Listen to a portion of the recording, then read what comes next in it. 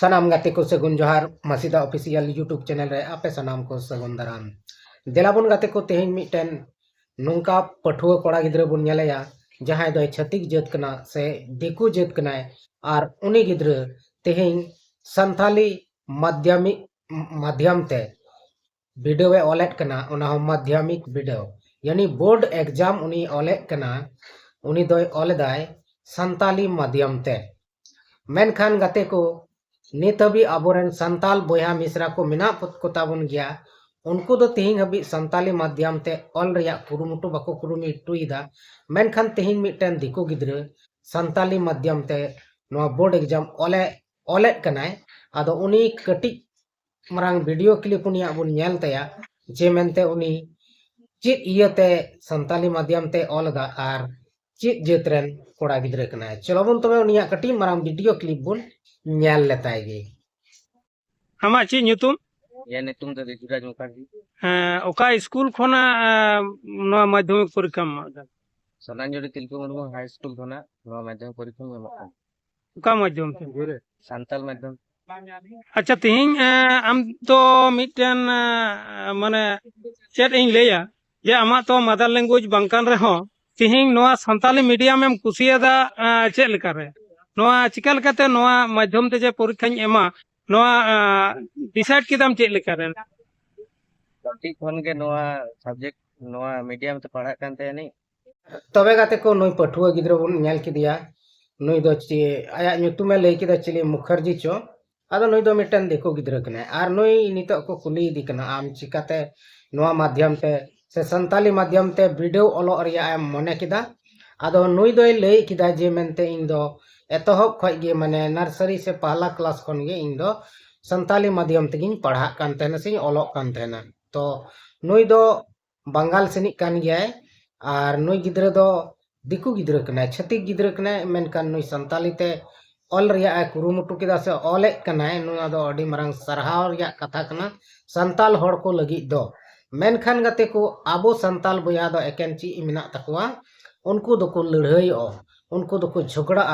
उनको दो आइमा लेकाना को बेबड़ी को कमी दाड़े मेनखान नुआ दो बाको मेना जे मेनते आबो दो संताल कना बोन आबो जतो हड़गे संताली ते वीडियो ऑल रिया बुन कुरुमुटुया से बुन ऑला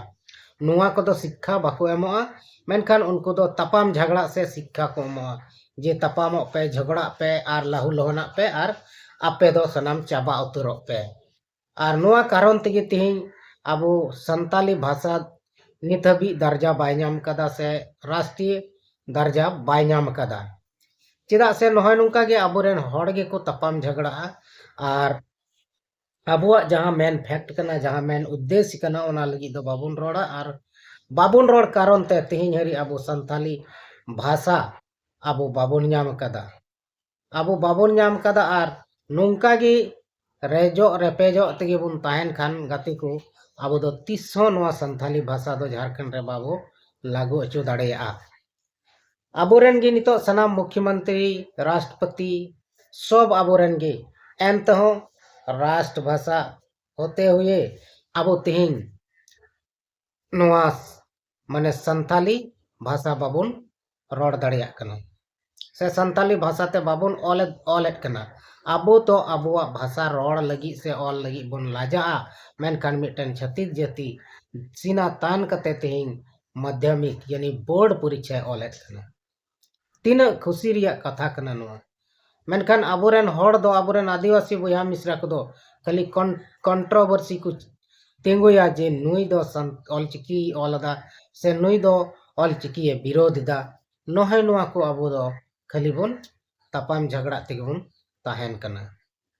आदो गाते को नुआ तपाम झगड़ा कते दो आबो दो जहान फायदा से लाभ दो बनु तबना जुदी आबो अपनारा भाषा जुदी दर्जा बन एमा खाय से ओना मान्यता बन एमा चोय खाय आबो दो भाले उकते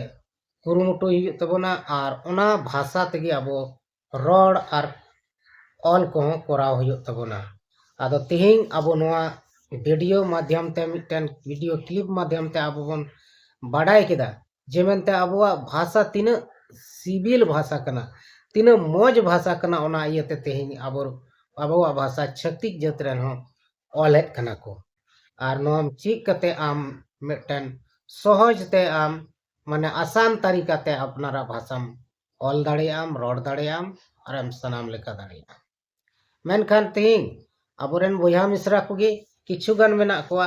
उनको दो पूरा को धर्म बखरा को तेको इदिया भाषा हो नुंका हजार किसिम को रोड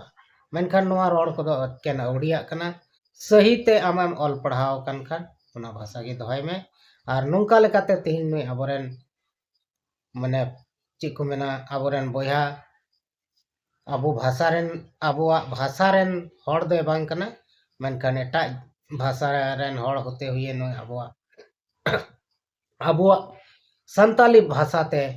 वीडियो ए ऑलदा अड़ी मरंग गर्व रिया कथा कना से रस्के रिया कथा कना नोआ